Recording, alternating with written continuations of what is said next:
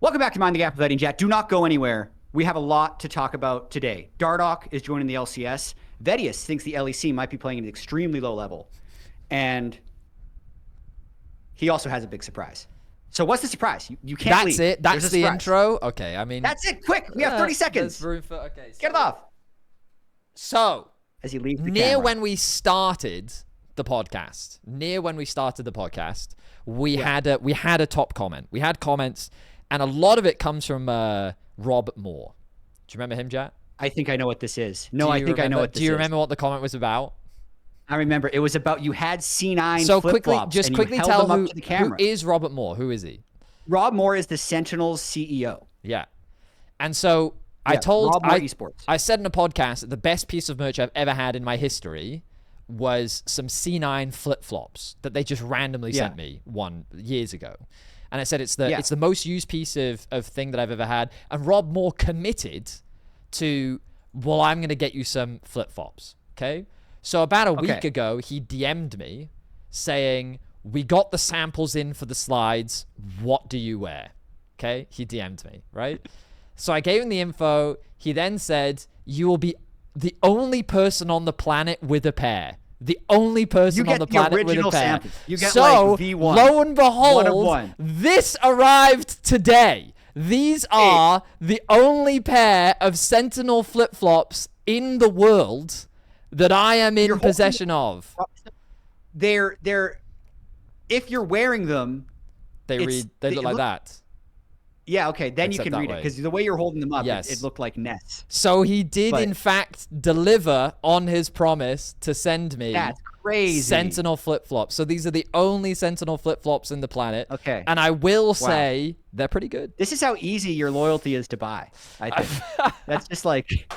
They'll be in the store soon. Make sure you check out. I mean, I don't know. He didn't actually ask me, like, this isn't Yeah. even a promotion or anything. I'm just showing you that he sent me these flip-flops. I have been wearing them today, right? I have been wearing them. They are pretty good. I think they need to be broken in a little bit. Okay. I think they need to be broken in. But I just admire that Rob Moore stayed true to his word.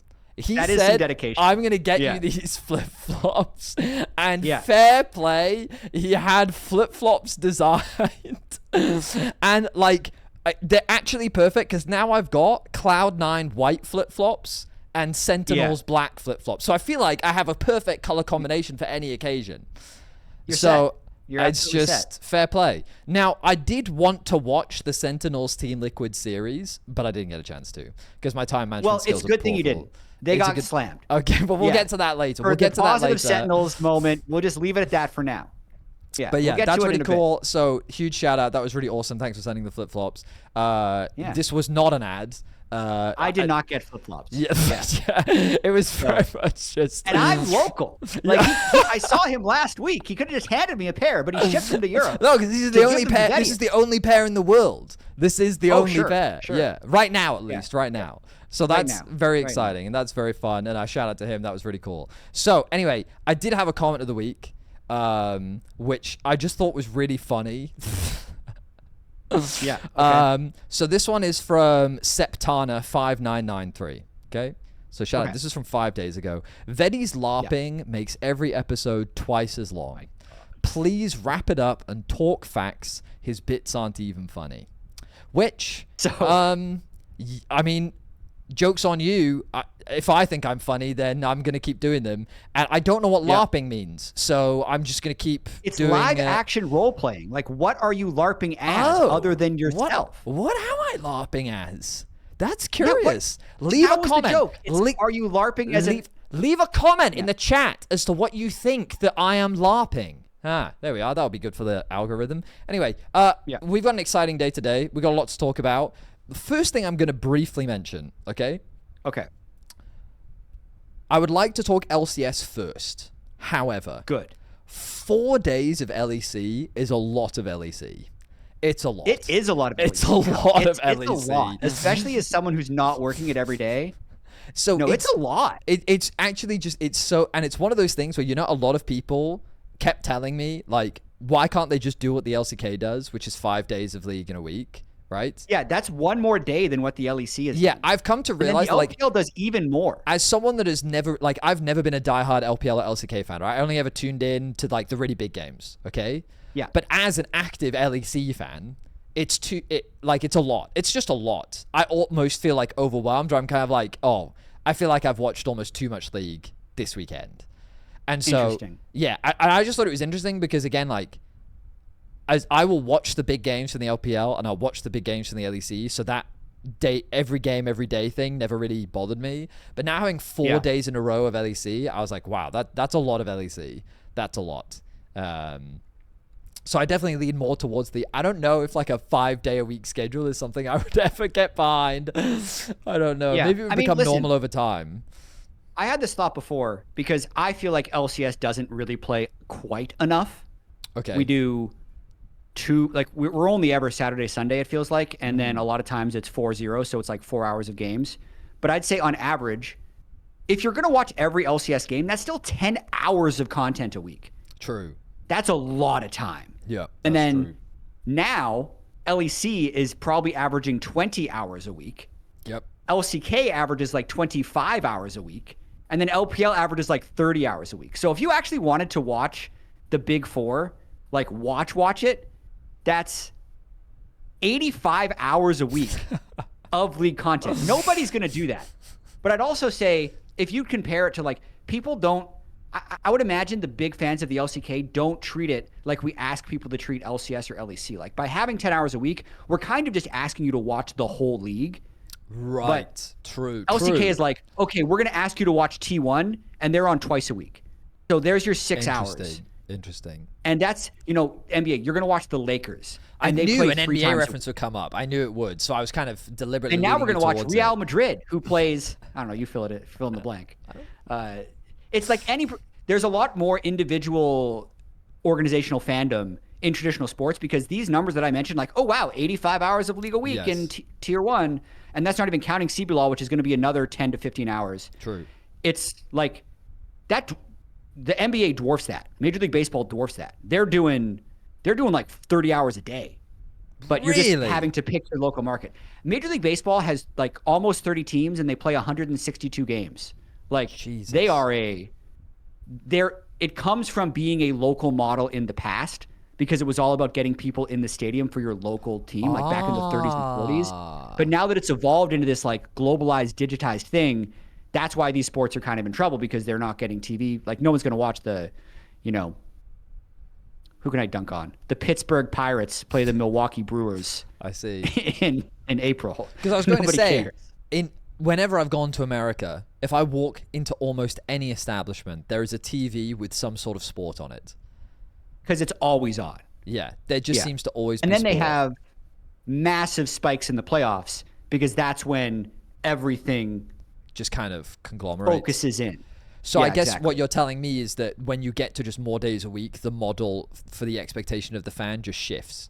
Where I think so. Traditionally, for something like what we're used to, where we'd have 2 to 3 days, the expectation is we want you to watch as much as possible. When you shift to that amount of time, it just becomes a tune in to mainly the parts that you're interested in. Exactly. Which makes sense. Watch the KC games, watch the G2 games, and that's it. And then and then your expectations would naturally shift in terms of what you're viewing. I see. Okay, fair enough. Yeah. But that's very much what I felt like. I basically couldn't watch the Monday games because I was like, I've just spent the last 3 days with LEC on my second monitor. I need a breather. So I didn't even watch entirely all of the Monday games. I kind of had it on my second monitor, but I didn't really pay as much attention. But yeah, exciting games. But I know over in North America, right? You had even more exciting games. And a lot of things have happened. So tell me, where would you like to start? Do you want to start with the Dokla news or do you want to start with the league itself? What's the Dokla news? Am I hallucinating? The Dardoch news? Dardoch, sorry, I confused it. Yeah. D8, that's what I did. Vedius. My bad. Okay. My bad. I know you're Do you want to know why it was? Do you want to know why it was? I read a tweet that you quoted saying this is such a good reference, and I think it was from Dokla. It was from Dokla. Okay, yeah. That's what it was. He did the "we're good." Do you Which know that reference? I didn't understand. You don't know that reference? I mean, maybe. LeBron, we're good. We have Ben Simmons now. No, I don't. Okay, I need to get the name of the guy again because it's on the tip of my tongue. Chat, help me out. Who is the guy? Colin Cowherd. Yeah. He's a popular podcaster. He does like 3 hours of content a day. Okay. It's insane. Okay. He makes so many hot takes. And there was once this player called Ben Simmons, who was the number one overall pick. And he's like, the similarities to LeBron James is he's about the same size. Okay. Like they're physically kind of similar. Okay. But Ben Simmons could literally never shoot well. He'd never shoot well. And he'd always post, I'm going to spend too long on this because I've made the Ben Simmons reference before. He'd always post these amazing off-season montages of him just draining shots. Like shooting threes, like nothing but net over and over again. And then the regular season would happen and he would literally not even attempt a three. He was just like a mental block of shooting. But at a time when he was like 1 or 2 years into the league, Colin Cowherd was like, LeBron, we're good. We have Ben Simmons now. Like, we don't need you anymore. And LeBron, the greatest basketball player of all time. And then Ben Simmons, who's like literally out of the league. I think he won a fishing competition recently. Okay. Like, he doesn't even like basketball. But that's why it's such a perfect reference, because like Dokla's saying, inspired, we're good. We have our Mayo. Okay. That's it. I see. Okay, I see. So I see. Okay, that is a good reference. Thanks for explaining. It's a really good reference. That's cool. It's definitely S tier. But Dardoch, okay. How much of Dardoch do you remember? I have a lot of bits tangents and pieces for this conversation. I seem to remember him being supposedly like a hot shot when he joined the league. And he was always very outspoken. I remember his comms being pretty entertaining. Did you watch Breaking Point back in the day? Maybe, but it was a long time ago, so I don't remember it. Wow. I feel like I need to indoctrinate you to Breaking Point. Okay. If you haven't seen it, you need to watch it on stream on like Thursday or something. Okay. You need to do this. It's a legendary documentary, dude. So really you didn't? No, it seems unlikely that I haven't watched it. I used to engage in way more league content, so it would surprise me if I didn't. Yeah. But I mean, I'm also like a grandpa at this point because it did come out in 2015 or 2016. Oh, it's that old. It's that old. It was an old Team Liquid roster. Okay. That had Dardoch on it, and things actually progressively fell apart throughout the year. Okay. And then they released a documentary on it, like the old school league documentaries, except this was just the most well-produced league esports documentary that has ever been made. Like they had massive access. They had tons of cameras. They had like a soundtrack to it. Like it's actually dramatic and well built. Okay. Except the thing that was revolutionary about it at the time is like they aired all of the dirty laundry. Oh, right. Like every backroom conversation where like Loco Doco, their coach, is arguing with Dardoch. Like they just show it, and they show the worst moments of it. So at the time you're like, why the hell is Team Liquid releasing this? Everyone looks bad. Because the team actually blew up, right? It just nothing worked. So insane documentary. Shortly after Dardoch, is off the team. Like they bench him for being toxic. You can hear him being toxic. You know the quote, right? Let's pick me whatever so we can effing lose in peace. Yeah. Yeah, that's from Breaking Point. Right. He said that on stage. Like they're down in a best of 3. And he's like, just pick me whatever. Because he's just lost faith in his team. He has like, they've switched out his AD carry. They have like, he calls him like a D4 player, like to Steve. Be like, you're making me play with a Diamond 480 carry. What do you expect from me? Like stuff like that. Okay. It's incredible. And so that just made people so aware of Dardoch. But then after that, the bouncing around of Dardoch and why I'm so excited for this. So listen to this. He comes up on TL Academy, joins Team Liquid, and I'm looking at his Leaguepedia page. It's then TL Academy, Team Liquid, TL Academy, Team Liquid, TL Academy, Team Liquid. Because every time he'd do something kind of dickish, they'd like punish him. Yes. And send him to Academy. And then they'd lose and they'd bring him back in and they'd win again. And then he'd be an asshole and they'd demote him again. Right. It was just this endless cycle of trying to discipline Dardoch. Okay. Eventually they say, not worth it. So here's the teams he's been on. He's been on Team Liquid. Then he jungled on Immortals for 5 months. And there was a mid-season trade between Dardoch and Xmithy. And he played for CLG for 2 months. Then he went back to Team Liquid for 4 months. Then he was on Echo Fox for a year. Then he was on Optic Gaming for 10 months. Then he played the next year on Optic Academy. Then he went back to Immortals for a month, got demoted to their academy team for a month. Then he joined TSM. Then he spent a year on Dignitas. Then he went to Dignitas Academy because they punished him again. So I'm already like 4 years into his career. Then he coached Immortals for a year, and then he disappeared. He disappeared in like 2022 to Collegiate and NACL. And he's just been slumming it down there. But most recently, he's actually been playing so well in NACL that all the NACL casters are like, you know who's actually the best jungler in NACL? It's Dardoch. And I'm like, no way. That's insane. Okay. But he's 28 now. He's actually still kind of young. That's 4 years younger than Core JJ. Sure. But when Breaking Point happened, he was 18. So I can understand a talented, brash 18-year-old. He's always looked and presented more mature. Mm-hmm. But I think looking back at Breaking Point, being 18, and even when he was like, even in 2020, dude's still like 21, 22. But I just loved the pattern in the Dardoch days because almost without fail, they'd be doing well.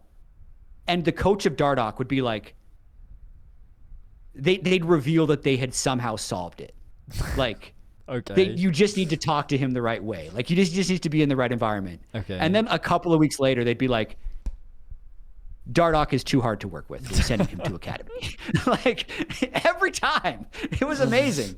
But he's back. So he is actually still in school. They've been understanding about his opportunity to play in the LCS again. And he's filling in for XU. Well, replacing XU, really. And we're going to get to see Dardoch and Palafox for the rest of the coexist. split? Oh, I think so. Until something goes wrong. So you're saying he's in school right now? You mean like he's upper taking education? A break from school. Yeah. Okay. I mean, I imagine it's like, yeah, like the next semester he's probably just. Well, I was going to say. So I mean, interestingly, so my sabbatical ends on September the 7th, which is. Are you going back to school? No, hang on, let me explain. Okay. But that September 7th weekend is the first week of LEC playoffs.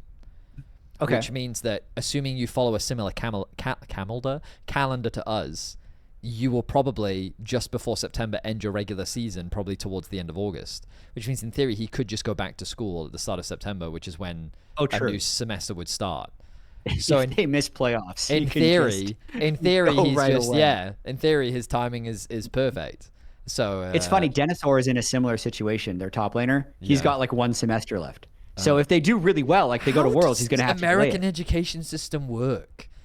This is such a strange tangent. In the UK, it's September through to June, and then that's your academic year, and then you have 2 semesters or 3 semesters within that space. Yeah.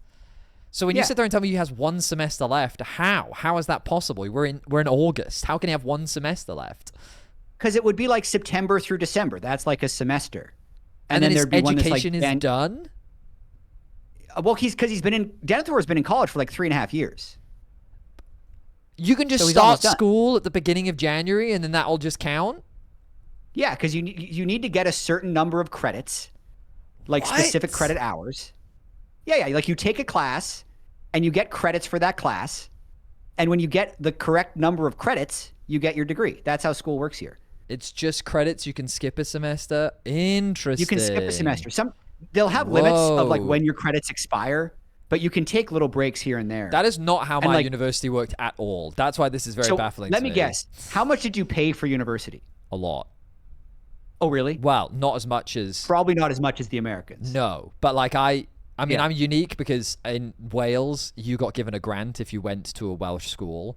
So it was just cheaper for me. And you did not? No, I did. I went to Cardiff University. Oh, okay. Yeah, so awesome. My education was cheaper, but it was like per year. Like the actual course itself, I think was like $3,500 per year. Okay, so I think it's probably like $40,000 a year for American students. What? Yeah, and if you go like Harvard level, it's probably like $100K a year. What the? So you can understand if you're like, bro, brother. We got upset when it went up to $9K in the UK. Everyone was furious. It went up to $9K. Literally, when my education ended, it went up to $9K a year. Let me take a few months off and in a few months, I'll give you another 40K. I think you can understand now why they're like, all right, bro, that's fine. They're not going to say, no, we refuse your money. Yeah, so most people in the chat are like, they were like, I owe 20K for my bachelor's. Yeah, at the end of my university education, I owe 25K. Yeah. That's how much I paid pretty much for my whole education.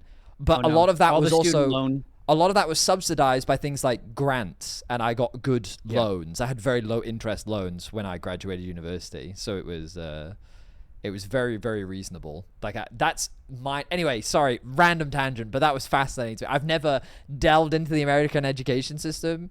I didn't realize you could just take semesters off.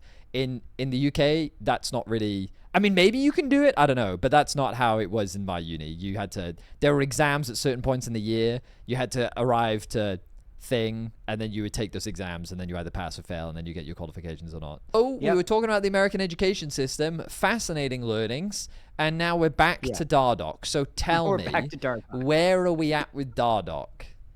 He's joining Dignitas? We're incredibly excited. He's joining Dignitas, who are currently winless since February. So they've yet to win it. They were winless in spring. Their only series win of the year was against Shopify Rebellion. Yeah. I would say Denethor actually looked... I'm happy about Denethor so far. He had to play Thanatos this last week. They played C9. They went to 3 games. Yep. They've won game 1 both times, and then lost games 2 and 3. Yes. Oh, yes, they did. Yes. Oh, yes, they did go to 3 games. Yes. Listen, they had some windows to win as well, I would say. But Palafox got into handshake range of Renata in a crucial moment on Anivia and lost that game. It was a mistake. Yeah, it was a mistake. But I think they're actually okay. So do you think this will be a meaningful upgrade for Dignitas? Definitely. I definitely think it's a meaningful upgrade for Dignitas. I'm curious what comes out of Dig is doing they do like a podcast series now on Tuesday nights. Okay. Called like Digging Deep. So another podcast to compete with us on a Tuesday? That's what you're saying? Tuesday nights. They can't compete with Mind the Gap. We're Tuesday mornings. Oh, true. You are mornings. Yeah. That's true. Yeah. It's nights for you. It's the middle of the night for Europe. They're not maximizing that European Dignitas audience. Got it. You know, originally Dignitas was a UK org, from what I remember. Yeah, Odie. He's from the UK. He founded it. Yeah. Absolutely. Yeah. I was the founding jungler of Dignitas League of Legends, Vedius. Of course I know that was you? You don't know this? No. I thought in my head, like Kobe played for CLG, I think, or that was you. One of you played for CLG, and then that's the only thing I remember. The other one played on a team. You told me last time you played in the Gofalol and you were called some random team. It was about Disciples of the Great Whale Lord King. Yeah, Whale. That was the animal I forgot about. That's right. Yeah. So Rock Solid was the team name. Yeah. Just a meme name.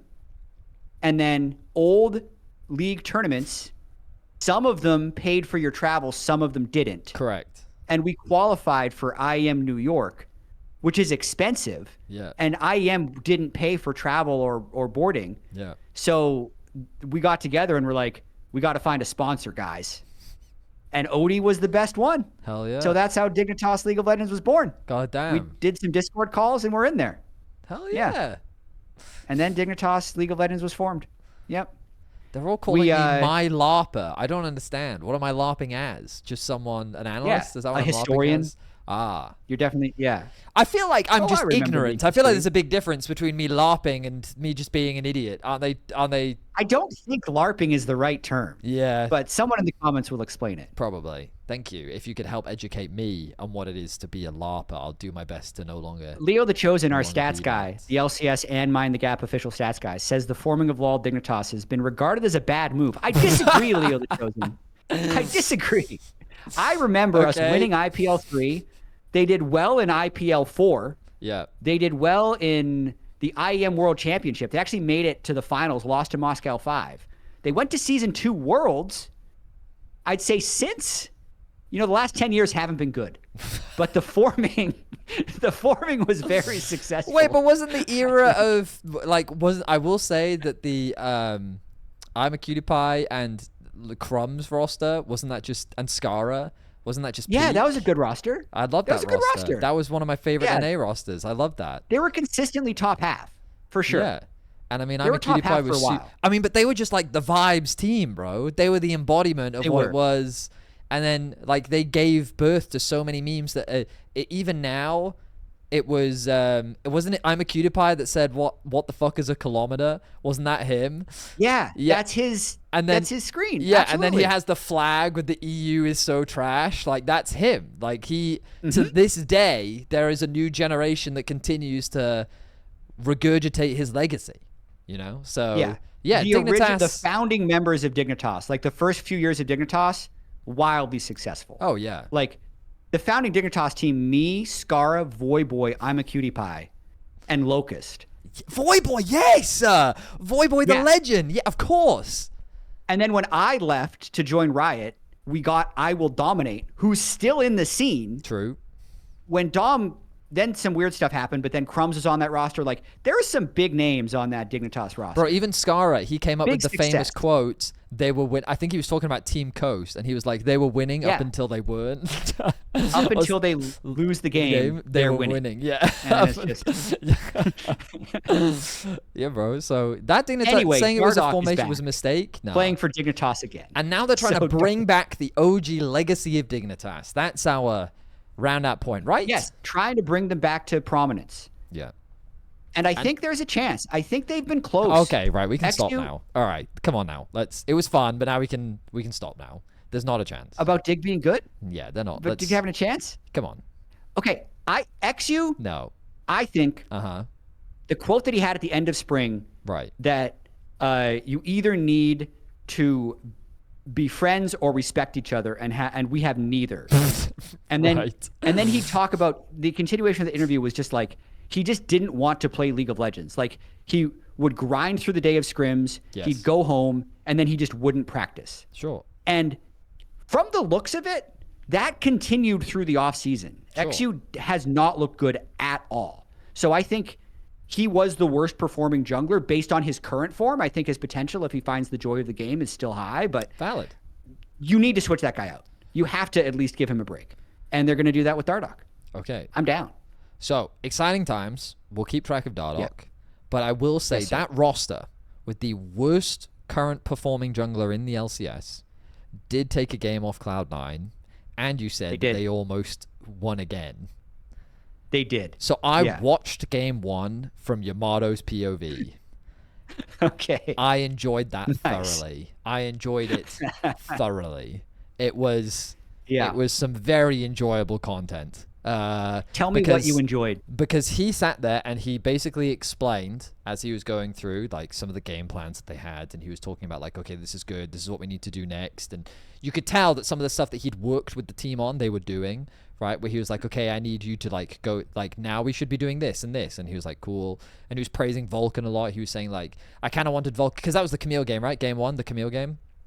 Yeah, he was like, oh, I kind of want Vulcan to like, it's kind of weird. Normally, Camille's are very active early, and then they kind of have weak team fighting, but he thought Vulcan's team fighting was really good, but his early game, he was kind of invisible. He felt like he spent too much time just kind of stinging with his AD carry. And I was like, that's fine. But then he was like, okay, from this position, it's pretty unlosable, right? He kind of did the Sally, the Cadral Classic, where it just felt like, from this position, it feels like that we're in a good spot. This feels great. Lose. Yeah, he never said that. In his defense, he never said, we cannot lose from this spot. He never said that. But that was the vibe he was giving it. No, that's not what he said. He said, he kept saying, we're in a good spot. We're in a great position. We have this. This is that. You know, he was very like, it was more like an optimistic kind of, okay, this is good. We should be able to close out the game from here. And then it was just kind of, there was that play around the Baron. Oh, it's the Realm Warp game. Yes, it was the Realm Warp game. Yes. And there was this sequence where around Baron, C9 just lost 3 people, and Yamato is just sitting there in silence, looking at the camera, and he's just like, I don't know what to say. I have no words. I don't know what to say. They were up 5,000 gold. Thanatos on top lane Corki is up like 3,000 gold over Denethor. And here's the funny thing about this. Like, for some reason, in Champ Select, when Loki picked Ryze, it set off no alarm bells for me. I'm like, yeah, of course, Loki, Ryze. Makes sense. Okay. I'd even picked, I had Loki on my fantasy team, and I picked Ryze as his champion. Okay. Being like, yeah, I think he'll play it. But then Leo puts this stat in our prompter that I had to double check. Because Loki started this game 4-0. And it said, Loki all-time record on Ryze, 0-7. And I'm like, hold on. And like, I didn't say it at first, but then I see the first round warp, and then I see the next round warp, and I'm like, hold on, I'm double checking this. I think it's onto something. And then sure enough, it's 0-7. And towards the end of the game, I'm like, all right, I think he struggles on this pick. I think something's wrong with this Rise. That's so good. I didn't know about that. I was not paying attention to the cast because I was just listening to Yamato. But that just makes it so much better. Someone in my comment section 4-0 to 4-6 in that game. That was the Loki journey. Someone in my comments said also Yamato said it best. C9 win that game if Rise's R button was disabled. It's true. Dude, the last fight where that, but like, I blame Thanatos for the last Rise ultimate. That was just funny. Into the middle of 5 people. Thanatos just S keys on the corner of the Rise ultimate and then instantly dies on Corki. Like it was crazy. Yeah, the whole team fell apart. I then didn't watch the rest of the series because I like kept checking back in, and it seemed like C9 was just kind of dominating games 2 and game 3. So it just seemed like they got back to business. But you were telling me that Dignitas actually had a shot.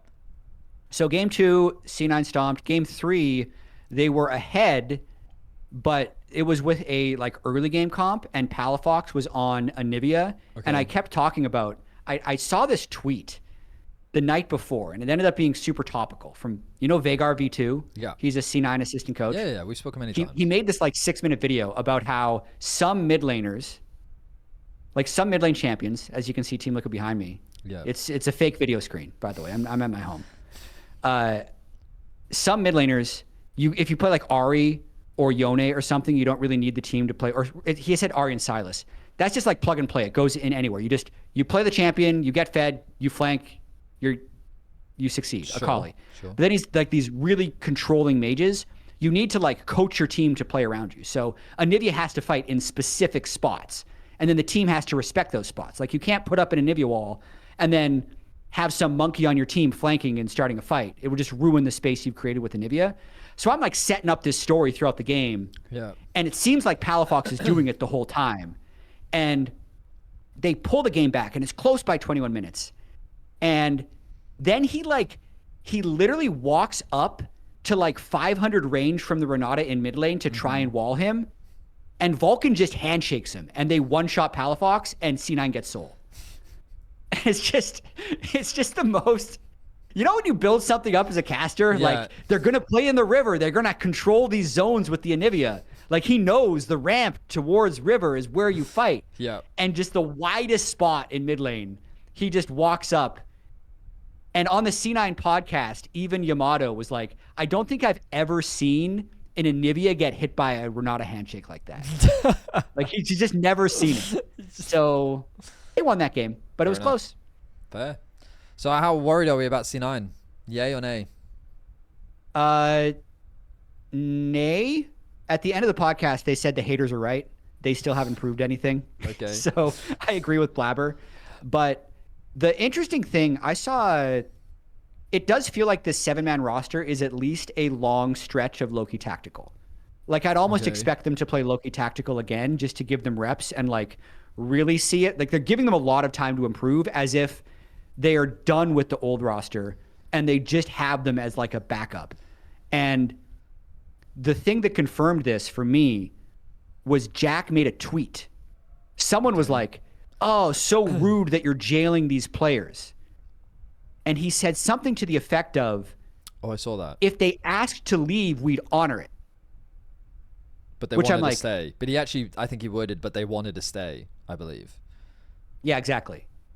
That they want to stay. But that is also telling me like, okay, they're actually fine if APA and Sven were gone, which just makes me think that Loki Tactical is like the intended goal. But they still have 7-man. They could still sub people out. That's fair. That's very fair. Oh yeah, here we go. They both want to be on the team. If they ask to leave, I'd honor it. Yeah, there you go. That's the exact wording. So yeah, I mean, I have to imagine that they probably have a winning formula with APA and Sven for a good regular season, probably. And right now, that's just not valuable to them. They need Loki and Tactical to build that the synergy in the relationship in order to best set them up for playoffs. Because at the end of the day, playoffs is where they faltered, right?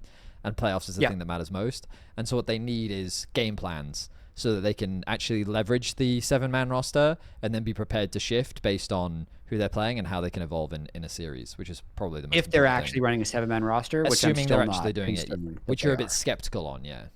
Yeah, I'm sure there's going to be a lot of comments because I said on stream why I'm at TL. It's a long story. It's TLDR, not my a long house is too story. His there's- AC broke. That's why he's there. Yeah. He's mooching off That's why TL's and AC. They're close by. They're close by.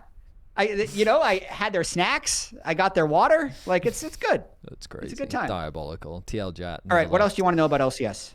So I only tuned talked in to the briefly and I watched FlyQuest like 13-1 someone or something. Was it FlyQuest? Yeah, FlyQuest demolished DSG in game 2. Fair. Game 1 was close. I am doing way better in LCS Fantasy, the JLXP Fantasy League. Huge. I'm going to leave the link in chat of the YouTube video. It's the biggest fantasy league in the land. Oh. Only can grow up from here. I see. Unless you leave, but don't do that. But no, I picked almost all FlyQuest players. And it paid off in spades. Oh, wow. I see. Yeah, they got like 30 kills in both games. Damn. And game 1 was close against DSG, a little messy. Game 2, total stomp. I expected them to do that because I thought they'd be really pissed off after losing to Lion, right? Which Cryogen confirmed to me in the post-game interview. They were like, yeah, we were really mad. And we had, like, it basically made them fix their issues. They're like, we lost to an inspiredless Lion. That is unacceptable. Fair enough. That should not happen. So then tell me about Lion. Oh, okay. Yeah. Continue. Okay, thank you for the transition. Apparently they're losing a lot of scrims without Inspired. So they actually aren't that confident. They look really confident and free on stage. I apologize, I shouldn't interrupt, but I was curious if you had a timeline for when Inspired would come back. We don't know yet. am 95% sure it's not week 3. Okay. But it's probably week 4. But they are 2-0, so even if they lose one series, it's not the end of the world. There's no rush, right? And who have they played so far? What's their schedule looking like? They have played FlyQuest. Yeah. They have played... Oh my God, who'd they play last week? Wasn't it this week? Shopify. It was Shopify. Oh. They played Shopify Rebellion. So their schedule is pretty lenient. And then next week, you know who Armeo plays? Is it Dignitas? Dardoch. Yeah. The run back. Wait, that's... When did that... They played back in the day, right? I know. Grig versus Dardoch. That was a frequent battle. They like replaced each other on rosters. They both played for TSM. Wow. The narratives just write themselves, don't they? You don't even... Like, it's... I look forward to your motion graphic. Before Dardoch, I believe this is true, and Leo can fact check me. Okay. There was only one active player to have played for... Ah, crap. Never mind. I think Tactical is the only player that's played for C9, TSM, and CLG. But Dardoch hasn't played for C9. But I guarantee you he's the only active player to have played for all the LCS teams he's played for. Because he's played for like 9 different LCS teams. It's insane. Like, you have to do a TSM, pregame interview. CLG, Dignitas. Oh, absolutely, dude. Yeah. We're going to have him on pros. I'm going to have him on pros on Sunday. Yeah. Dude, I can't wait to dig in. I need to get his thoughts on Breaking Point, on the last 10 years. Like, I am so excited to see him. I want to know his aspirations too. Yeah, it's the dream, dude. Dardoch. Hell yeah. Dardoch is like a 10 out of 10 change for me. I'm so excited. This is going to be an exciting time for sure. Let's see if you can convey that passion to the viewers at home, because to a lot of people, they don't know any of that history, right? That's going to be the challenge. Yeah, I'm casting it too. I got all the Dardoch coverage next week. Hell yeah. It's very exciting. Cool. Right, anything else about the LCS we should know about? Yeah, so Sentinels lost to Team Liquid. I want to know about that. We haven't mentioned Team Liquid scrims once in summer. You know why? Haven't. What do you mean we? I don't bring them up. You bring them up. No, I haven't. We as in the collective LCS. Ah, I see. It's not a story for us anymore. I see. Okay. Do you know why? Because they're just winning? Because they're actually good. We don't need to be like, just guys, they don't look good, but I promise you, off camera, they're great. Like, they're actually good on camera this time. Whoa now. Whoa? Who have they beaten? 30-minute average game time, 4 wins, 0 losses in games. Who have they beaten? They have beaten the mighty Cloud9, who had never lost in the regular season. Week 1 Cloud9. okay, regular season Cloud9 may as well be the greatest of all time. They hadn't lost all year. And then Sentinels 2-0. The first game against Sentinels was over in 23 minutes and 35 seconds. God damn. Like, yeah. You didn't even have time to tie your flip-flops in that one. And it was over. That was a terrible joke. I can tell that you're a father. I know. I was trying to fit in the flip-flops somehow. Like, so just to be clear, since they beat KC, you think that they've transcended? That's what they claim. So it's thanks to Europe that Team Liquid's now good, just to be clear, just clarifying. Jan claims that they're just so much more on the same page now. Like, they just want to do the same things in game, which is, and my read on that, even though Jan said is coincidental, is that rather than Jose just doing what he wants and getting far ahead, Jose's like able to get Quid ahead, and then Quid is the one who's like carrying the games. Like, to me, if you gave away an MVP after 2 weeks, it's Quid. You're not going to give away an MVP after 2 weeks, but he's playing like that. Oh, it's fair. Yeah. Interesting. So they're the top dogs now in the LCS? For LCS regular season until Inspired returns, they're the top dogs. I see. But Inspired still owns the LCS. Yeah. When does... Yeah, okay. I don't need to say that again. Yeah. But when do they play week Lion, I should probably ask? Week 4 is when they play? Lion versus Team Liquid? Ooh. No. I think we've jiggered our schedule a bit. There's a Mexico City week in week 6 that has, I think, TL, Lion, C9, and Shopify. And they all play each other that week. Okay. So they're going to play week 6. Okay. Something like that. But C9 can't play TL again. I'll have to check. Correct. Yeah, it's all good. My stats guy came back with me.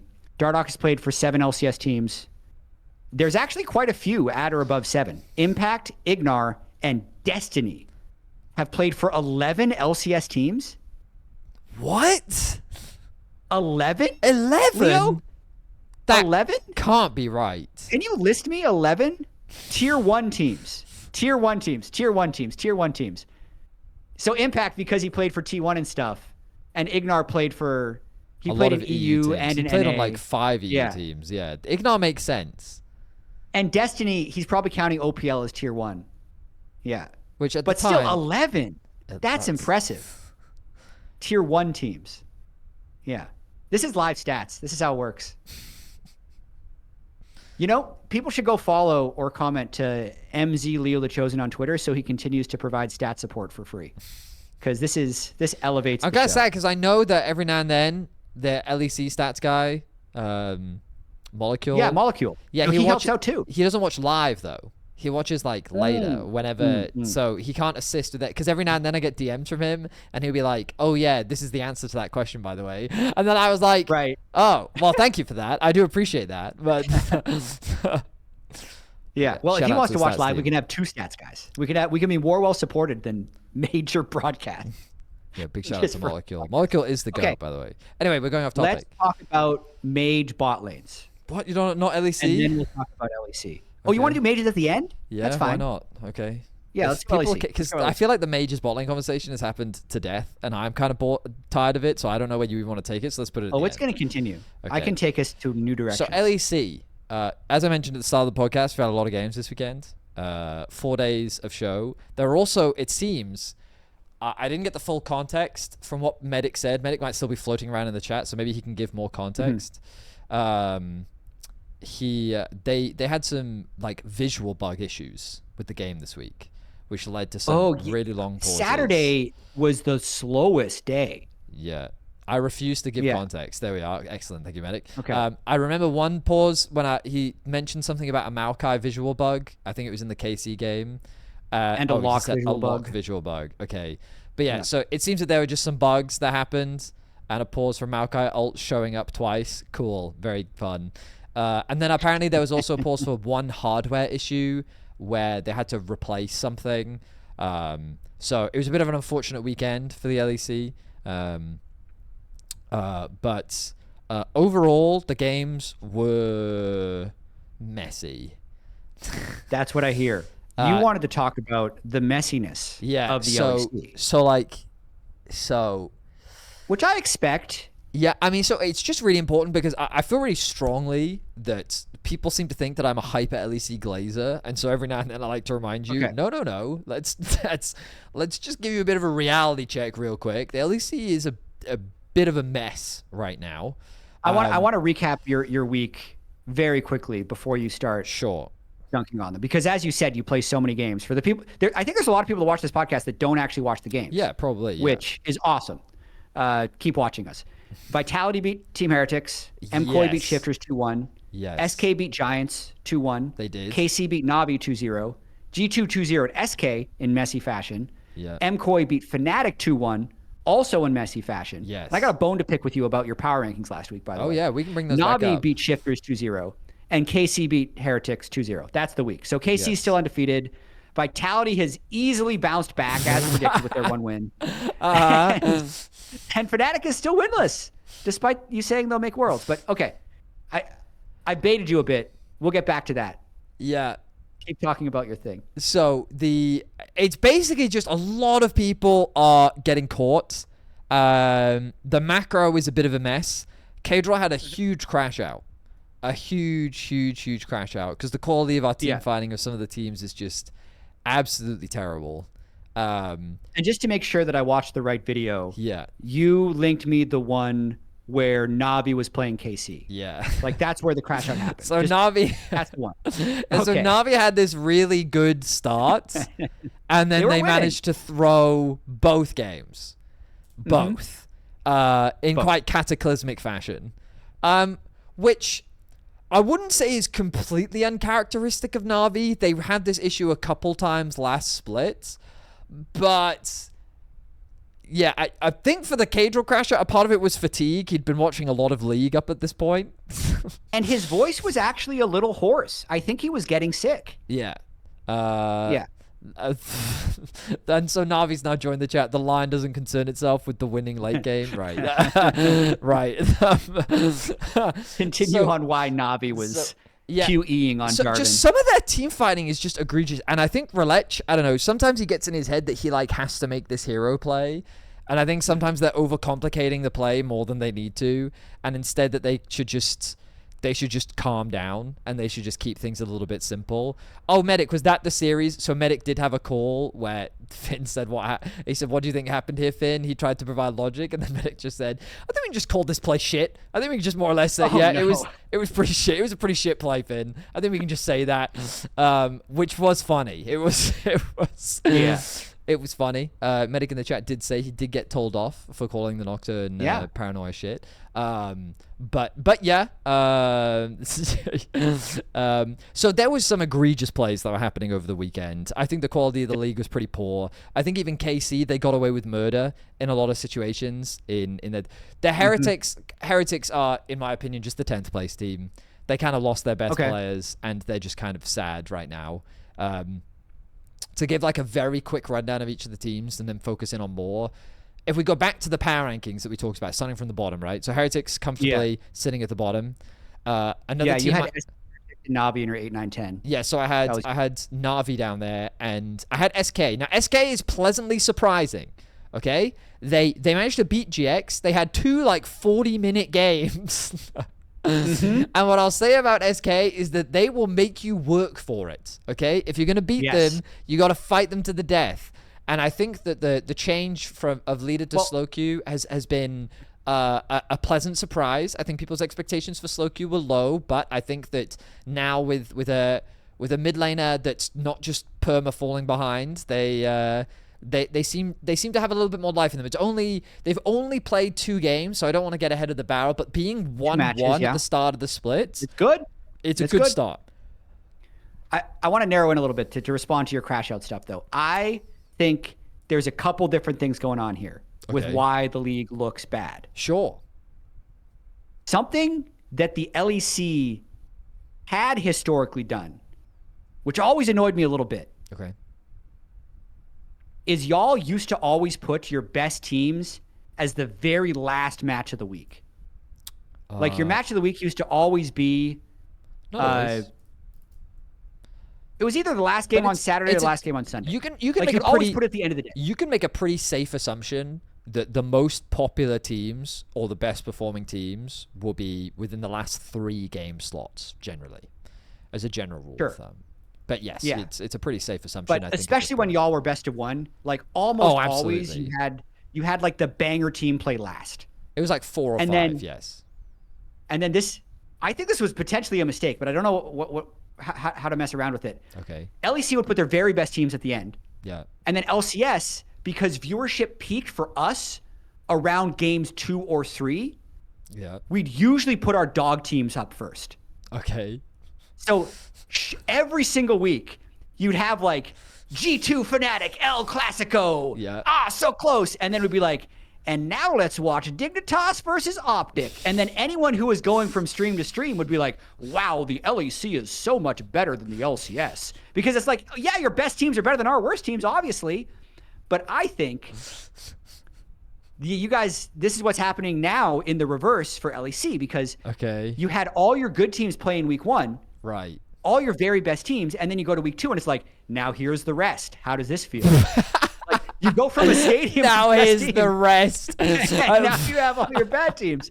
But on top of that, you have Kadril, like watching T1 versus Gen G, and then flipping over to SK versus Giants. And like, obviously it's going to feel worse. Whereas if he was just in isolation watching G2. So I'm not saying that like it's not bad, but I think the comparison is making it feel worse. No. So, I mean, I will definitely say that what happened, like, there's definitely what I would call viewership fatigue, in my opinion. Yeah. As a viewer, because that's basically what I've been. As a viewer. We had MSI, then for those that followed, they had EWC, and then week 1 of LEC, big road show, right? Big road trip. So you just had arena, right? Crowds, hype, tension, high quality games, top teams. Wow. Oh, insane intensity. And then you get to week 2 of a regular season and just the intensity just dramatically drops. And this is probably true for the teams as well. But I think that is a separate point from what I would describe as the quality of teams, because KC was making some egregious mistakes, bro. Like, they haven't lost a game yet. I would say illegal. That, like, this is so illegal. This is going to be another JoJo thing, but like, I think right now, week 2, Yahoo is the best performing player in the league right now. Oh, right. I think Yahoo, and I think did see a play, on Anivia, where an Azir, an unnamed Azir, I don't need to name and shame. Shifted under the Anivia's turret. Missed his R. Took 2 turret shots. Right. And then Yahoo was credited with the kill. But I feel like he got that kill. But I feel like there was something else at play. Yeah. Right. I see your point. That that happens. Okay. That did happen. That happens. But I still think that overall, Yahoo is playing very well. But that's a minor point. It's one of those things. It's one of those things where you said that like right now, if you were to give someone MVP in week 2, you'd say Quid, right? Like that's more of the vibe I'm trying to get. Where like but also I just like to think about these things, because if I think about All Pro, I just think it's a good exercise to be like, okay, after week 2, what is my All Pro team? You know, like I just think it's a fun exercise to think about, and I think that Yahoo right now is just having a really good split. But that's a minor thing. I think that overall KC is just making silly mistakes. I think that maybe they've taken their foot off the pedal a little bit. I think that they're doing some silly things. The team that I was super interested in just coming into this week, well, the 2 teams. There were 3 teams. Number 1 was GX, because I rated them quite highly, right? I said they should in theory be better. Number 2 was SK. SK was sitting at the bottom of the barrel for me in the power rankings, right? Because we had them in 8, 9, 10, right? So I still kind of expected them to be pretty low, but I wanted to know how SK would do. And then Koi for me is like the biggest topic, just in the LEC in general. Because we had a pretty big debate last week when it came to the power rankings about whether Koi would comfortably be in top 6. And obviously we argued more about Vitality than we did about Koi. We put both of us put Koi in top 5. We both put Koi in 3 to 5. That's what 3, 4, 5. Yeah. But I was very interested in them because that was Vitality, who you think sucks. You have Vitality in 6. Yeah, and they beat Heretics, bro. So let's not. That also, it wasn't like a clean 2-0. Just to be clear. Nako was 7,000 gold ahead on Call. Yeah, he was in game 2. That's true. But game 1 was... And win MVP. Was something, for sure. Nako is a powerhouse. And I'm very fascinated to see what the rest of the year looks like for him, for sure. But that's an aside. We'll push that to the side. Vitality we can talk more about when they don't play against Heretics. Okay? For more, I wanted to focus more on the MCOY element. So I spent a lot of time. I spent an hour going through their series today versus versus Fnatic. Shifters. The 2-1. Yeah, I watched the Shifters game. I didn't get a chance to break down the Fnatic. Yes. So the Shifters game. Maximizing practice. My goodness, where to start? So obviously people are leaning towards like Mewin, right? They sit there and go, Mewin's the problem. This is the problem. They hate him. So I kind of wanted to pay attention. You know, I wanted to look and like, especially in their losses, what is it that Mewin's doing wrong? And like, yes, I found Mewin doing mistakes, but I think that putting all of the team's issues on him exclusively is a bit egregious, right? Okay. I was fortunate. Like I had Crepo in my chat earlier when I was analyzing the games, and there was a dive that happened that he died top, and Crepo was telling me how like in this situation the responsibility, like there needs to be clear communication, because either in this dive situation the support needs to be ready to protect on the dive, or you need to make the call, we can't get there in time, we can't protect, so we just abandon the play and we back off and we leave it, right? Yeah. And in that situation, what I felt like in game 1 was that I noticed that they've just been giving so many resources to Jojo. Jojo in a side lane, Jojo gets everything. Jojo gets the stuff, Jojo gets the thing. But I'm noticing more and more and more that there seems to be like some serious communication problems in the Koi camp. I feel like that they are not communicating well, like what their game plan needs to be, how they want to approach this thing. And it's leading to a lot of people either just getting caught, making mistakes, and their team fighting has just been very questionable. Their loss against Shifters, their team fighting was just very, very dodgy. So I feel like the thing that stresses me out for Koi mainly is that they don't seem to be on like an upwards trajectory, right?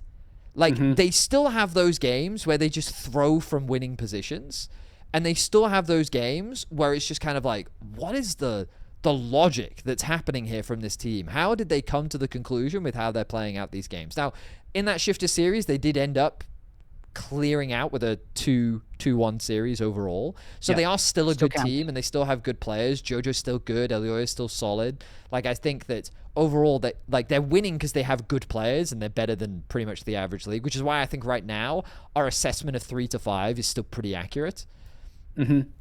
But I'm thinking about Worlds and where they're currently at. If they take that 3rd seed, they're not going to make it far. They're not. Like, I would say right now, comfortably, Team Liquid would comfortably beat them. Like, it wouldn't even be close. Yeah. Like, but I just want going to be our...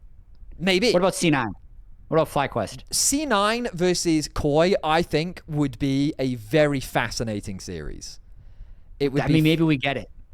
I think we might. I think right now LCS is lying TL 1-2. So then 3 is going to be, either Dardoch and Dignitas, because he's going to make that team glow up like crazy. Right. Or FlyQuest and C9. Well, would we get it? Like, do you know the format for Worlds? Because I haven't paid attention. No, we don't know. Okay. I think, though, Vedi, we raised enough of a stink about T1 being in play-in. Do you think? I hope they don't do it again. I hope they don't. You think? Maybe. Interesting. We That's made that really petition. Cool. We did. But I would love a Cloud9 versus MCOY. I would obviously favor MCOY, but I would not on paper sit there and go with a lot of confidence. I wouldn't say it with a lot of confidence. Anyway, so that's Koi. I think they're a very interesting team to watch. I want to see how they progress. They won both their series, which is really important for them because now they're 2-3. And the thing I realized was KC is now 5-0, so they've played half their split. They're basically in playoffs. Yeah.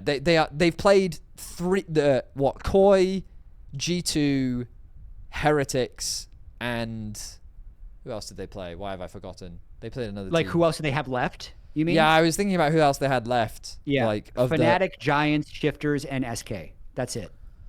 Okay.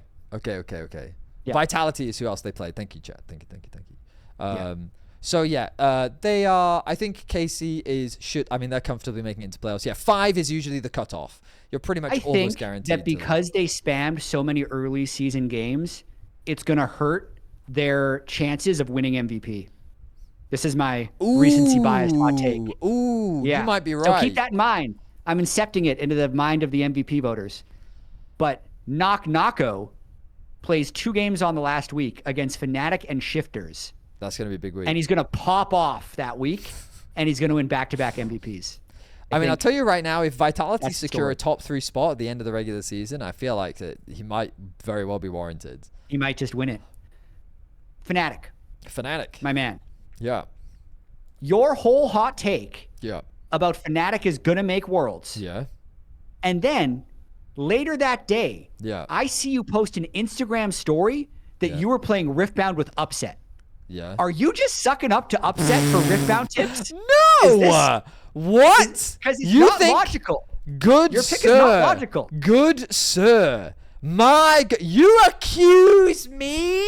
Accuse me of in the Team Liquid facility after a whole split of trust the scrims, everybody, to then have them getting blasted by Lion. My team's dare accuse Team Liquid's in first me? place. That's not biased. Good sir. Fnatic hasn't won yet. They were 0-2. Sir. They've played 1 series against Koi. And they won a game where they looked pretty good. Oh, no, just one. Just one series. They looked pretty good. And but then, you just said Koi doesn't know how to team fight. Yeah. You think Koi's in trouble. Yeah, but my point is that they went 2-1 against a team that in theory they're competing against the 3-5 slots. Okay, so what do you talk about with Upset when you're playing Riftbound? Or you're like, how's the team, brother? About Riftbound. Like, how is... You misunderstand. I get all of my Fnatic gossip not from Upset. I get it from Odo Omne, the coach. What are we talking about? I've been working with him all year long. I sit there and go, how's it looking, champ? And he sits there and goes, like, what do we mean? And also, when I sit there, my logic was serious. And I also used Odo Omne as a reference when I said the whole Civil War thing.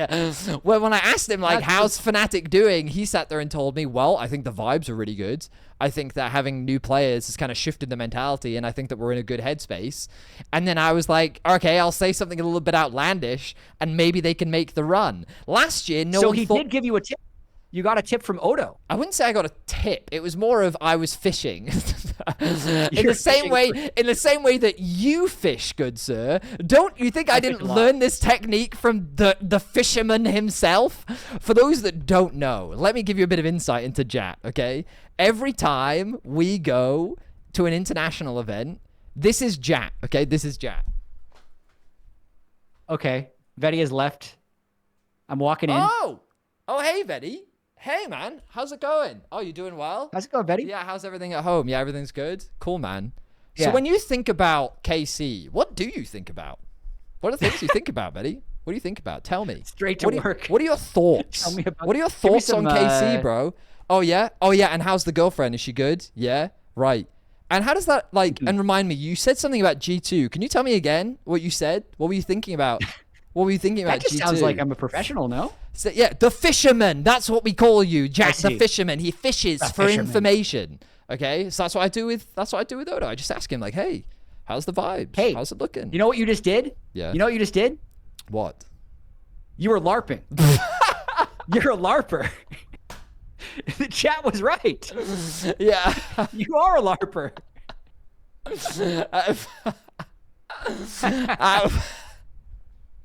Well, now what do I do? Yeah. Wow. Anyway, I did say, just to be clear, there's a world where Fnatic could make Worlds, okay? And we'll see. I've still got a lot of time left. They went 2-1 against Koi. That's not a terrible first week. No, I know. And they have 8 more best of 3s to play.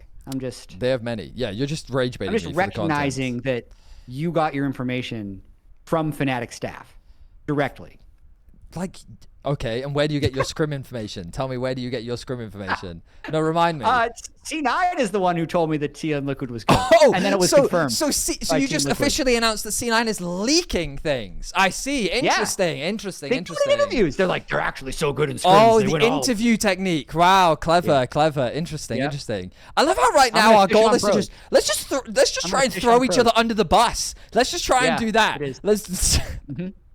That's how we roll.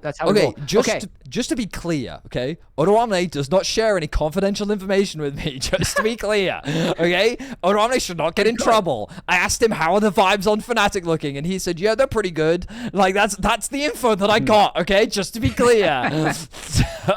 Do you want to talk about Mage's bot again? You think it's a played out conversation? Wait, do I have anything else in the LEC? Na'Vi, big mega throwers. They did somehow beat Shifters. Yeah. Shifters once again being overhyped, it seems. They went 0-2 this weekend.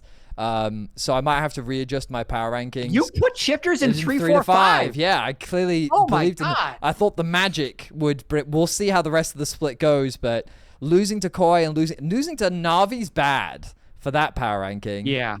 Well, somehow, Na'Vi. Don't come here with all your question marks. We all saw the KC series. The Relech clip of Flash QE and then like emoting and then trapping his Ezreal in the Jarvan ult so that he couldn't get in range of Bard. That was a bit much. Okay, bro. I think that was a bit much. Now, I was playing some League Classic earlier. Yeah. And I also QE'd. But I feel like me and Relech are not on the same level. So for me, it was because I wanted to make sure I knew the range of the Jarvan E. So I didn't have that on SmartCast. I wanted to do the click cast so I could see the location of the flag, like to go over walls and stuff. Right. But then in the team fight, when I'm trying to do it fast, I don't do the extra click, so the flag doesn't cast. I don't think that's why Relech did it, but I'll give him that out. Maybe he just wanted to see the range and he hadn't toggled the SmartCast off. Anyway, Na'Vi, they may very well. I don't know. We'll see how the rest of the split goes, but I may have overhyped Shifters. I don't know. Maybe. We'll see. But I have strong feeling that Fnatic will make playoffs this split. I don't know. It's just my gut. But SK is really interesting. They keep the games interesting. They got a big win against GX, which is genuinely a really big win. Because when you think about the playoff spots, that is a team that you would in theory be competing against. So having a win over them is meaningful. They now basically, if you think about the standings, Shifters is a team they need to beat, which is a team they play against next week. Heretics is a team they need to beat. And then like Fnatic and Na'Vi are kind of the teams you're looking at if it's like middle of the pack to bottom end. So if you're an SK fan, it's genuinely a good start. Losing to G2 was not a bad thing. They had a competitive game too. So we'll see if they can make it. Mage's bot. I will say, Vedius. Yeah. It's been a hot topic of conversation. Why?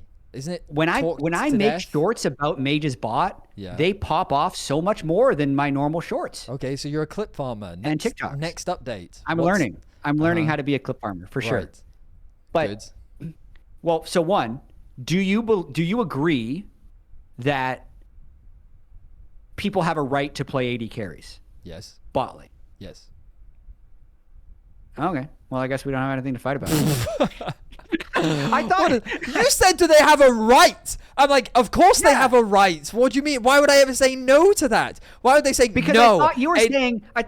Previously, you were like, the only role that doesn't have to play other stuff is AD carries. They're so spoiled. Like I thought that was your take. My take is that I think that my favorite take, it was either from Gumayushi or Pays. I forget exactly who made the quote, but they talked about how they acknowledge that the AD carry role is one of the few that doesn't see many meta shifts. But if this is what the meta is, it is my responsibility as a pro to adapt and play what is needed to. However, I play AD carry because I like auto attack based champions. And so this meta is not fun for me.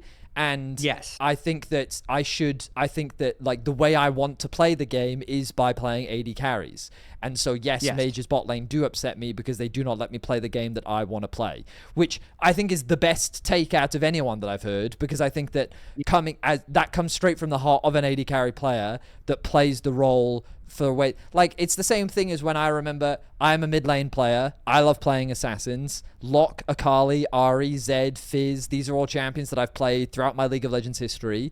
And when someone sits there and goes, oh no, the meta is Galio, Sion, Cassante mid, I'm like, I'm not playing. This isn't fun for me. This isn't, you know what I mean? And so I think that that's a completely reasonable thing where if you acknowledge, if this is what I got to do, then I'll do it. Yeah. But that's not how I like it. That's completely reasonable. Okay. I think that's a completely reasonable take, and that's why I think that's the best take. That's why I'm like, how can this conversation... listening to Guma. Oh. That's the update. Riot is listening to Google. So to catch people up, because I know not everyone's just like living online, people it's filtered into solo queue a little bit too much. And it's a little bit different in solo queue than it is in pro. Like pro is a lot about the roaming supports being like intelligent about the way they roam and how they get catch-up experience. Right. And there's been a few viral clips. Like I think Crowny had a Camille in his game that was like level 4 at 13 minutes, and he just completely crashed out on him. There's a level of like roaming supports in solo queue are taking it a step too far, right? And just kind of inting because they just feel like this is how you play support now. And that level of roaming at level 3 and just not being in the lane is like kind of defying the expectation of, hey, this is a 2v2 lane for a portion of the game. Sure, you can roam, but you can't just be gone. And mages encourage that a little bit. So what they've done is they're doing little nudges. So they've given all 80 carries 3 more MR. This is what they're going to do next patch. Okay. And then they'll reduce their MR per level. So late game, they're going to be the same. Sure. They're making the penalty for when you roam on a support to get like less resources from level 3 to level 5. But then they're also buffing stuff like fleet footwork is getting a little buff. So just some of the lane sustained things that 80 carries have, like little nudges. But I think here's my hot take on top of everything that's happening, because I believe people complain, Riot responds that they're changing it, and then almost immediately we see the snap back in pro play back to 80 carries. Because I think something happened at MSI where BLG and Viper were playing exclusively mages, and then HLE was able to play Ziggs and Mel. And then when the season started, we had like almost every team trying mages and kind of just face planting on them. Because Emily has better stats than me. She has a whole spreadsheet where she was tracking this. Oh, wow. But as of Saturday last week, in tier 1, including Kespa Cup and stuff, when mages played against 80 carries, the mages had a 36% win rate, and most of those wins were Ziggs. The other mages, they were running it down even more. So the people that were doing it actually kind of sucked at it. I think if you're really good at it, it actually is better. But because so many of these teams just didn't actually know how to do it that well, they're losing with it. And then, to me, as they're having this difficult learning curve, Riot then says we're going to nerf it anyway. I think that just gives them the right to stop doing it. However, this is why I think it's going to linger. Because I think Riot is going to see that teams have gone back to 80 carries, think it's not that big of a problem, do a small nerf, which is going to allow the people that are actually good at it to continue to excel at it. But enough people have stopped practicing it that we're not going to see it that often. So I do actually think it's going to be like this kind of healthy balance of some mages playing. But I think this whole push-pull of like, will we see mages bot? Will it be all 80 carries? Is actually going to linger for a long time, because Riot doesn't want to over-nerf it, because they do actually like some level of diversity. And the pro teams are kind of stuck in the middle. The teams that are really good at it can do it. The teams that are bad at it, it's going to be even harder for them to learn now. So maybe they won't even get into it. So I think it's actually a really interesting point that the balance is at. So I have many thoughts. Yes, you do. I had many thoughts, because at different points there were different things I wanted to say. So the first thing, which is kind of separate from what you just said, so I'll come back to it. Okay. Is because you know how you mention basketball every podcast, I have to mention Riftbound. Okay. This is our thing now. There's a huge debate within the Riftbound. Like, there's an Ari card that is really... Shush, quiet now. It's my turn to speak, okay? Shush. I shushed you, that's funny. There's a huge debate right now, because many players think that Riot should have been more aggressive in some of their bans. Banning of specific cards. But they're cards. I think it's crazy to balance a card game after people own cards. No, but you can ban them from competitive play. You wouldn't ban them from ever being played. But then you wasted money on the card. No, not necessarily. That's not necessarily how it works. But yeah, but also the risk of bans are always real. That's why they don't do them very often, just to be clear. Yeah, they don't do them very often. Okay. But some people think that certain cards should have been banned. Right now, one of the biggest topics is like Fizz specifically, because Fizz lets you play spells from your graveyard, right? Don't overthink it too much. It's just Fizz as a champion is a card that many people think that should be banned, right? Neither here nor there. The point is that right now in Riftbound, there's a lot of decks that feel really horrible to play against, right? They're just very control-y. They kind of like, they really prevent you from playing the game. They make you discard your hand. So they're just like, they're very obnoxious, annoying decks. And there's a massive debate online, especially on Twitter, around people should play whatever they think is fun versus what is actually a fun experience for the game and what is healthy for the meta and all this other stuff. And that conversation mirrors the exact same conversation that is happening with Mage's bot lane, which is the same thing. Like, I saw a comment, which is Xerath bot lane is disgusting, right? And they've seen it in solo queue, and I know that, like, what's happened is that these solo queue players, they're playing, I don't know, their Sivir or their Vayne or their whatever. They're going into a game, and they're playing in Xerath bot lane, and they never get to engage with the champion, right? That champion is letting you push the wave in.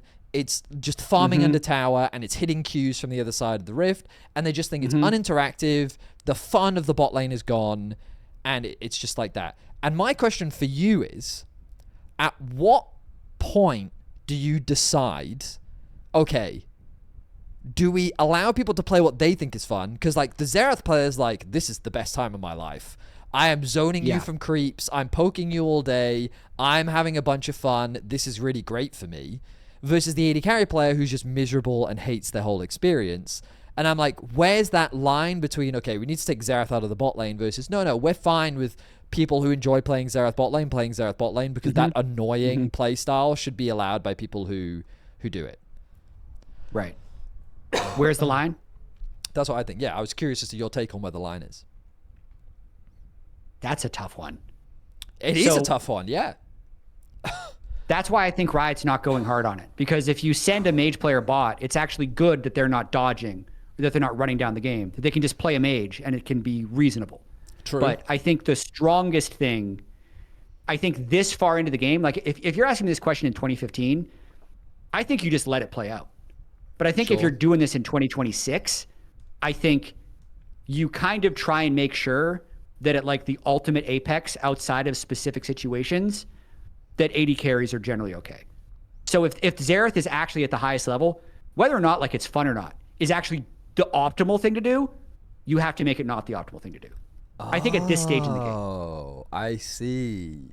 Yeah, so like you can get away with it, but I don't want it to be. So you're on the line of, we should, interesting, because I'm like, again, I'm comparing the parallels to Riftband. You're saying that these annoying play styles, they should be allowed to exist, but they should never be the optimal route that you almost always go to. They shouldn't be winning tournaments.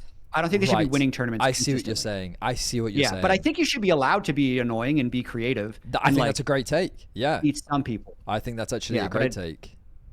Yeah, I think that's why they get rid of lane swaps and stuff too, right? Like, if lane swaps are just this fun thing you did every once in a while, that's cool. They're probably fun. But like, it's really annoying to lane swap, so they had to get rid of it eventually. Right.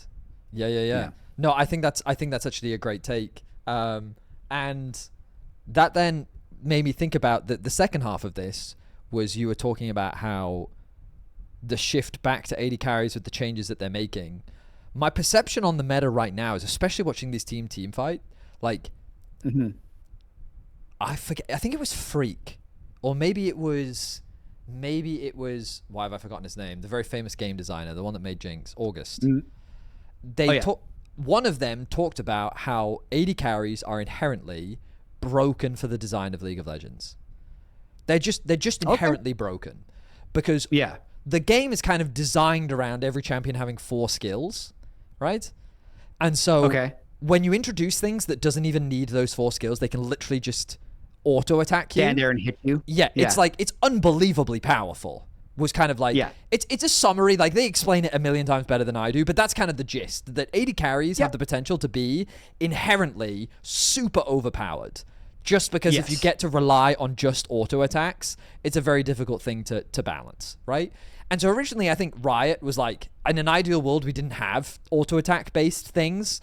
We actually everyone just played through using skills. But obviously AD carries is one of the most popular roles in the game, right? It's one of the things that makes it fun. So they've just got to suck it up and they've got to find a way to balance it. But I think that what also is like, the game in a large way is somewhat dependent on AD carries. Because how many times have you sat there as a caster and said, their Baron is actually kind of slow? Because all you see is Victor Ziggs, Cassante, Xin Zhao. And you're like, yeah, that Baron's actually pretty slow. And then you sit there and you're like, the dragon is also kind of slow, right? And then also, like, if top lane is Cassante versus Sion, you're like, who's really someone's got to kill him eventually. Someone's got to kill him eventually. And, like, what runs out first? Your mana bar or his health bar, right? Yeah. And so I think that these, like, I think teams have identified that for lane, mages provide a ton of value. Specifically, I mean, we've had this conversation last week, which is that supports roaming is the main reason, in my opinion, as to why mages bot lane are a thing, right? And the advantage of having a champion that can play bot 1 versus 2 potentially is just extremely valuable, which is what Ziggs inherently does extremely well. I don't care if my Camille is gone because I can play Ziggs, and the same thing for Mel, right? Those are the two premier ones at MSI. Yeah. And so I think that AD carries, though, just provide you with a late game insurance that a mage simply doesn't provide. I think that unless it's like Cassio and Azir. But even then, kind of Victor bring a lot of Cassio's damage is conditional. In the late game, you still have to hit a Q. My Yunara has to right click. Like, one of those things can't miss. Like, I can tell you, like, it's just it's a situation where I think that AD carries inherently give you a stronger late game, and I think Pays, to me, demonstrated one of the best examples with this Caitlyn. He did lose that Caitlyn game against G2, but I was just kind of like, look at this monstrosity. Like, look at how in the hands of a skilled individual, what an AD carry with 5 to 6 items can truly do. Like, can you imagine if 80 carries weren't added until this season? Oh my God. How many complaints we'd have about 80 carries? Like, probably, how many clips would you have of like someone stepping on a Caitlyn trap and getting one shot and being like, how did Riot let this happen? Yeah. This is the most obnoxious thing I've ever seen. Yeah. So I think, I think that AD carries just inherently provide you with a super pad late game insurance policy. And I think that, to me, mages spike harder in the mid game than an AD carry does. But I think that AD carries will just always be better later. But I think that in the current meta game, where the game is hard to end, I just think that AD carries should, in theory, be better. It's just kind of on paper. That's what I think. Unless, again, you talk about... That's why I think the specific teams, you say teams that are good at mages, I'd be very fascinated. This stat probably won't pan out, but like teams that play mages and their gold lead and how quickly they end games. Oh, that's a deep dive. Like, yeah. So basically your ability to like the average victory time of teams without an AD carry versus the average victory time of normal bot lanes would be the stat. Potentially. Or maybe even just specifically something like Ziggs could be interesting to investigate.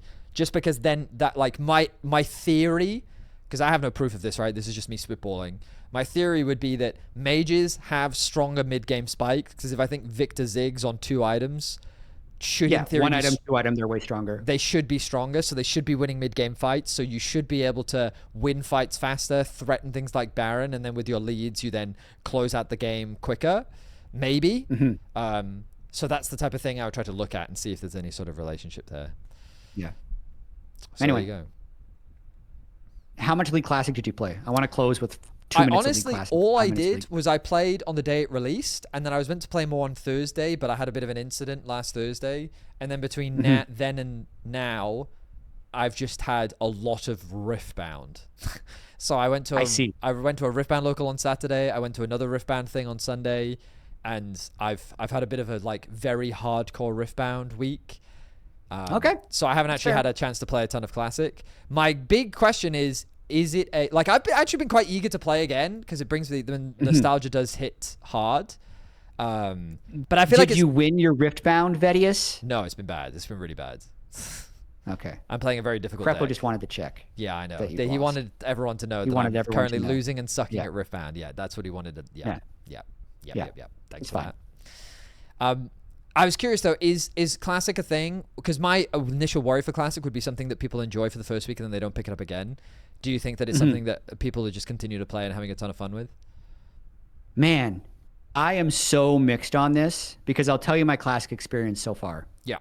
I queued jungle for the first like 3 or 4 games. Yeah. And I don't have rune pages, so I have like a nerfed rune page. Yeah. I can't set my masteries.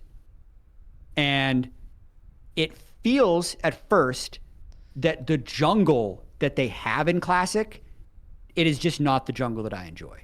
Interesting. It is 75-second respawn timers on all camps. So like as you're clearing, your camp is back. Okay, like I did hear about that. I heard about that, yeah. There's like basically no way to keep your camps on respawn, but then they are very worthless. You get like 40 gold for Raptors. Wow. Like they give very little, but they're up all the time. And then everyone's going to have a different version of the game that they like, which is one of the problems with Classic. And for me, I was the best in season 1 and 2 before jungle items existed. Like there was Madrid's Razor that you could build, but like my biggest thing was I played Wits End Udyr, or I'd rush, or I'd play like a Mumu and I'd Philosopher's Stone to be my first item.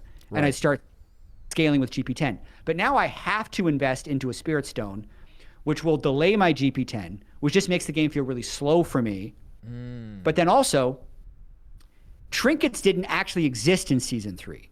So if you wanted to just cheese gank early game, you could, because which top laner is actually going to spend money on a ward in low elo? Yes. But they gave everybody trinkets. So I'm like, okay, my camps are worthless. I have to build a jungle item, and everyone has free wards. What?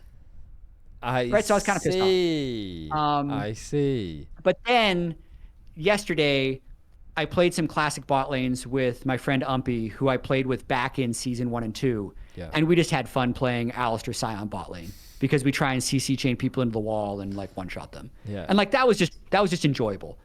And then because I played enough, I've unlocked more rune pages. Yeah. And my jungle feels better now. I see. But it took some grind. Yeah. Because the rune, like you unlock a rune page and you can buy 7 marks and you get really pissed off because they didn't let you buy 9.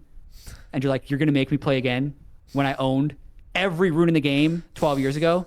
Really? Riot? Really? So I was mad at them for a bit. But now it's okay because it doesn't take that long. So I'm literally just going through this to say how mixed it is. Like there's a refamiliarity process where you have to accept the quirks. I think mid laners and AD carries and top laners are probably having more fun. I think supports and junglers are probably having less fun because those are the 2 roles that got buffed the most since then. And I think you have to just get used to the game that it is, which is a game that's never existed before. We've never had Innervating Locket in the same game as Spirit Stone. We've never had these jungle camps with trinkets. We've never had GPT. Like Heart of Gold builds into so many items now, where it used to literally just build into Randwinds. Now it builds into like Aegis and Sightstone, and like they have actually changed the game to make it like a mix of different eras and to try and make things coexist together. I see. But it is a distinctly different feeling than current League. Yes. Like not having home guard boots, having the jungle respawns in general is just some getting used to. Yeah. So I'm going to keep playing it. And I do think that it's different enough that a lot of people will stick with it. I just don't know if it's going to be enough. I need more data. My experience on the 3 to 4 games that I played, had a great time playing mid. 0 problems, 0 issues, as you rightly said. Your assessment was correct. The things I noticed was I always felt very slow, which I don't even know if the movement speeds was that different, but I felt really slow all the time. I felt everywhere that I walked, I felt like I was walking really slowly. I also felt like that everything was extremely expensive. Like, basically, once I got to 2 items, in my mind, I was like, okay, I'm full build, basically. Like, the idea, if you got to a 3-item game, I was like, okay, either I'm ruffle stomping you, or, like, we never had a game that went past 30 minutes. The longest game we had was, like, 27 minutes. All of the classic games we played were very, very quick. It might be because we played a 5-stack, and we had Finn in our 5-stack. I think that's it. So we never played pro player. Yeah, we never played super long games. And yeah, like again, everything just felt really expensive. Like as I decided to rush DFG on Evelynn, and that build path was horrible. It is needlessly large rod, which is 1,600 gold, and then it is, I think it's the Fiendish Codex. I think that's the build, and it's horrible. It's absolutely horrible. It's 1,600 gold and 850 gold, and then on top of that, you need like another 650, I think, or something stupid. You got to be careful too. Like you're building a Sunfire Cape, you can't just walk out with the health crystal because that doesn't build in Giant's belt. You're just gonna be stuck with the health crystal. Oh my god. Yeah, you have to save up for the belt or like save up for your chain vest, right? Without getting a cloth. So it's fun. Okay. I'm getting there. Oh my god, a stat has arrived. Oh. Leo gave us the stat by the end of the podcast before we gone off air. He said it's arrived in my mailbox. Did he email me? Why is that? Why do I not see it? I was going to say, is he getting an email? No, it's in Discord LMAO. Oh, no, he gave it to me. Okay. It just didn't update on this PC. It's on my phone. Okay. So for Vedius' stat, the marksman versus mage bot lane matchups only. Marksman's, I think this is how we close the podcast. Okay. Marksman's average game time in wins, 33.95. Mage's 33.67. Yeah. It's negligible. Yeah, it's negligible. You're trolling. Yeah, there you go. It doesn't matter. So my theory Thanks, Leo. meant absolutely nothing. So there you go. That's why we test theories. That's why stats are important. That's why stats are important. And you had to end the podcast with a 6-7. Wonderful. Well, if you've made it all the way to the end of the podcast, thank you so much for watching. This has been episode what of Mind the Gap? 34. Or 5. It's one of them. think. We'll check. This is going to wrap up. Oh.